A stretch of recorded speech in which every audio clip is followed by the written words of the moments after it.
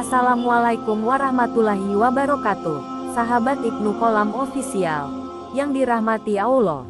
Pada beberapa daerah, biasanya ketika seseorang menyembelih binatang seperti sapi atau ayam, sebagian orang menadah darah yang keluar dari tubuh binatang menggunakan wadah seperti ember atau baskom. Lalu darah itu dibiarkan hingga membeku, kemudian diolah menjadi masakan. Ketika darah itu telah membeku, ia menjadi seperti hati.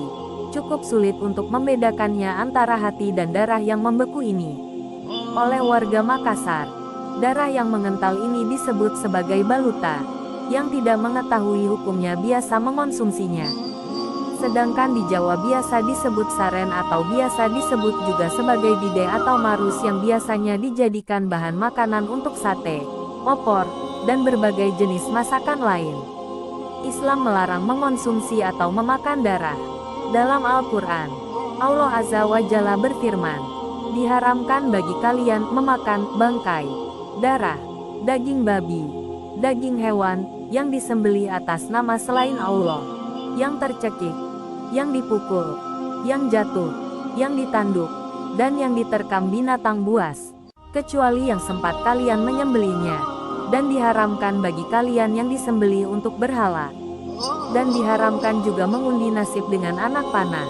Mengundi nasib dengan anak panah itu adalah kefasikan.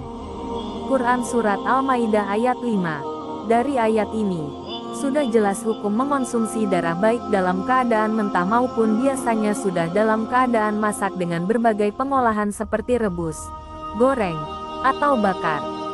Berbagai tafsir menjelaskan, masyarakat Arab jahiliyah menuang darah hewan ternak pada usus lalu membakarnya, kemudian memakannya ketika masak. Allah mengharamkan praktik memakan darah pada era Islam. Syekh Wahbah As-Suhaili dalam kitab Al-Fiqhul Islami wa Adilatuh menjelaskan bahwa hikmah penyembelihan hewan adalah penjagaan atas kesehatan manusia secara umum dan penolakan mudarat dari tubuh manusia dengan memisahkan darah dari daging hewan dan menyucikannya dari darah. Karena mengonsumsi darah yang mengalir hukumnya haram karena membahayakan manusia. Karena darah merupakan sarang kuman dan bakteri. Sementara itu sejumlah ulama mengatakan, hikmah penyembelihan hewan yang menumpahkan darahnya bertujuan untuk membedakan daging dan lemak halal dan yang haram, serta pengingat atas keharaman bangkai karena darahnya yang menetap pada dagingnya. Demikian penjelasan singkat kami. Semoga bisa dipahami dengan baik dan bermanfaat untuk sahabat Ibnu Qolam Official.